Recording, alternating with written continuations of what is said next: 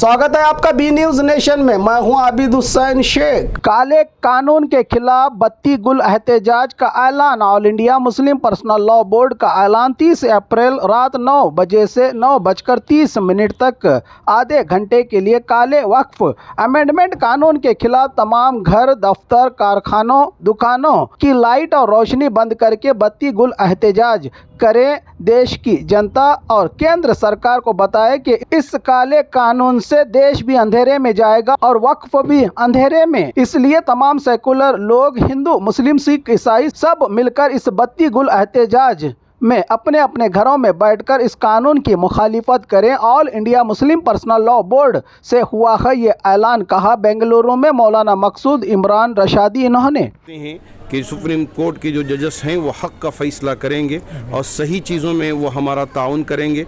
तो हाल ही में जैसा कि आप सुप्रीम कोर्ट से रुजू हुए थे वक्फ अमेंडमेंट एक्ट के ताल्लुक से, और अदालत से एक राहत मिली है इस वक्त, तो क्या कह रहे हैं? माशाअल्लाह हमारे वकीलों ने बहुत अच्छी बहस जजेस के सामने रखी और वफ़ के सिलसिले में जो इस वक्त बिल में नुकसानात हैं उसको बहुत ही वाज़ेह तौर पर बयान किया कि किन किन शिकों की वजह से इस वक्त वफ़ को कमज़ोर किया जा रहा है और नुकसान पहुंच सकता है, जिसको जजेस ने कबूल भी किया है। और चूँकि हुकूमत के तरफ से जो वकील आए थे तो उन्होंने अपनी भी बात रखी, तो उनको भी सुनने के लिए 5 तारीख तक का वक्त दिया है। हम उम्मीद करते हैं कि सुप्रीम कोर्ट के जो जजेस हैं वो हक़ का फ़ैसला करेंगे और सही चीज़ों में वो हमारा ताउन करेंगे, क्योंकि मुल्क तरक्की उस वक्त करता है जब सब मिल के तरक्की करें। यहाँ हर मज़हब का मानने वाला दूसरे मज़हब के मानने वाले के साथ बाहमी रब्त रखे, वो क़ुव्वत भाईचारगी के साथ रहे। तो हम उम्मीद करते हैं आने वाले दिनों में कि चूँकि ये अदालत उज़्मा है, अगर यहाँ इंसाफ न मिले तो फिर कहाँ इंसाफ मिलेगा।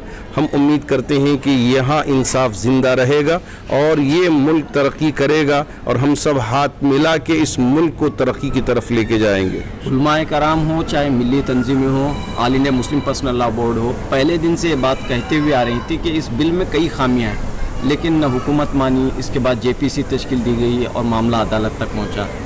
चूँकि मैं भी JPC के सामने अपीयर हुआ था, उन्होंने पहले ही जहन बना के यहाँ आए हुए थे कि हम कुछ सुनना नहीं है, हमको पता है कि आप क्या कहने वाले हैं, अगर आप तहरीर में लाए हों तो सबमिट कर दें और आप चलते बने।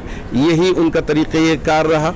और जब उन्होंने अपनी रिपोर्ट भी पेश की तो आपने देखा कि जितने मशवरे 90 पर 8% आए थे उसको अलग रख दिया, 2% के जो मशवरे आए उसको उन्होंने कबूल किया, जिसकी वजह से all India Muslim personal law board ने और मुल्क की बड़ी तंजीम जमीयतुल उलमा हो, जमात इस्लामी हो, या जमात अहले हदीस हो, या जमात अहले सुन्नत वल जमात हो, इन सबों ने मिलकर ये फ़ैसला लिया कि हम कोर्ट की तरफ जाएंगे और साथ ही साथ इनफरादियत के साथ भी कोर्ट की तरफ रुजू होना तय हुआ, जिसकी वजह से बेंगलुरु से हमारे अहबाब ने गुजारिश की, चूँकि आप इमाम हैं जामा मस्जिद के, इस वजह से आप भी एक अर्ज़ी सुप्रीम कोर्ट में दाखिल फरमाए। तो अल्लाह का शुक्र है हमारे बुज़ुर्गों की दुआओं से मैंने भी अर्ज़ी दाखिल किया था और बहुत मशहूर वकील देवदंत कामत साहब को हमने इसके लिए हायर किया था और उनकी खिदमात ली थी।